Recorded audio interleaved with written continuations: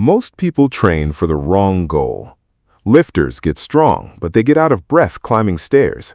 Runners build endurance, but many lose strength and muscle over time. The problem is that most people think they have to choose one or the other, strength or endurance, muscle or cardio, power or longevity. But what if you could build all of them at the same time? That's the idea behind becoming a hybrid athlete. A hybrid athlete develops strength, endurance, athleticism, and long-term health together. The goal isn't to be the strongest powerlifter on earth. The goal isn't to be the fastest marathon runner. The goal is to become capable. Imagine being able to lift heavy weights, run comfortably for miles, recover quickly, and stay healthy for decades. That's what hybrid training is designed to do. And the science is clear. Combining resistance training with cardiovascular training provides some of the most powerful benefits for performance, health, and longevity. Unfortunately, most people make one massive mistake. They train too hard all the time. Every workout becomes a test, every run becomes a race, every gym session becomes a battle to exhaustion. At first, this feels productive. You're sweating, your heart rate is high, you're pushing yourself.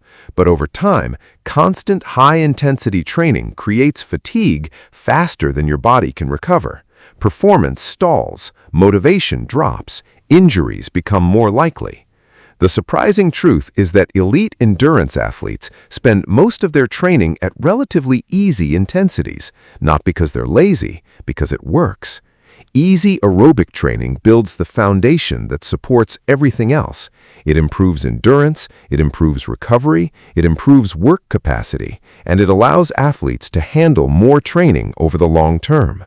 This is where Zone 2 cardio comes in. If there's one concept every aspiring hybrid athlete should understand, it's Zone 2. Zone 2 is a moderate effort level where you can still hold a conversation. Your breathing is elevated but controlled. You feel like you're working, but you could continue for a long time. This training zone is incredibly effective for building your aerobic engine. Think of your aerobic system as the foundation of a house. The bigger the foundation, the more performance you can build on top of it. A stronger aerobic system helps you recover faster between workouts. It improves endurance, it supports heart health, and it allows you to perform more work without feeling exhausted. The best part is that Zone 2 doesn't require complicated equipment. You can walk uphill, jog, cycle, row, or use almost any cardio machine. A simple starting point is 30 to 45 minutes, 2 to 4 times per week. The goal isn't to go harder. The goal is to stay consistent. Now let's talk about strength, because endurance alone isn't enough. One of the biggest predictors of healthy aging is maintaining muscle and strength. As people get older, they naturally lose muscle mass, strength declines, mobility often decreases, and everyday tasks become more difficult. Strength training helps slow or even reverse many of these changes. It helps preserve muscle, it improves bone density, it supports joint health, and it allows you to maintain independence as you age. The good news is that you don't need complicated workouts. Focus on the basics: squats, deadlifts, push movements, pull movements, and loaded carries. These exercises train multiple muscle groups at once and provide tremendous value for the time invested. For most people, 2 to 4 strength sessions per week is enough to make significant progress. The key is consistency, not perfection. So what does a practical hybrid athlete schedule actually look like? Here's a simple example. Monday, strength training. Tuesday, Zone 2 cardio. Wednesday, strength training. Thursday, Zone 2 cardio. Friday, strength training. Saturday, a longer easy run, ride, or endurance session. Sunday, recovery walking and mobility work.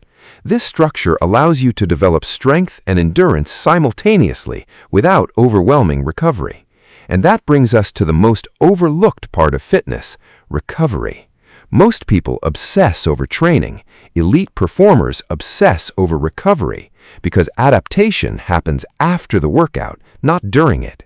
The first recovery tool is sleep. Sleep is when your body repairs tissue, restores energy, and supports muscle growth and learning.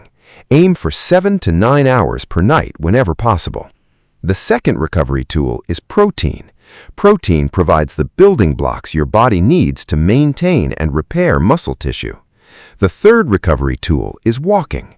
Walking increases blood flow, supports recovery, and improves overall health without adding significant fatigue. And finally, hydration. Even mild dehydration can negatively impact performance, recovery, and energy levels. The goal isn't just to survive your workouts. The goal is to adapt and improve from them. And that's the mindset that separates successful athletes from frustrated exercisers. If you remember only one lesson from this video, remember this: train hard occasionally, train easy frequently, recover consistently. Over time, those three principles will help you build a body that is stronger, fitter, healthier, and more resilient. You don't need extreme workouts. You don't need fitness hacks. You don't need to choose between strength and endurance. You can build both. That's the power of hybrid training. And that's how you create a body that performs well today and stays capable for decades to come. If you found this useful, subscribe for more science-backed hybrid athlete content focused on strength, endurance, recovery, and longevity.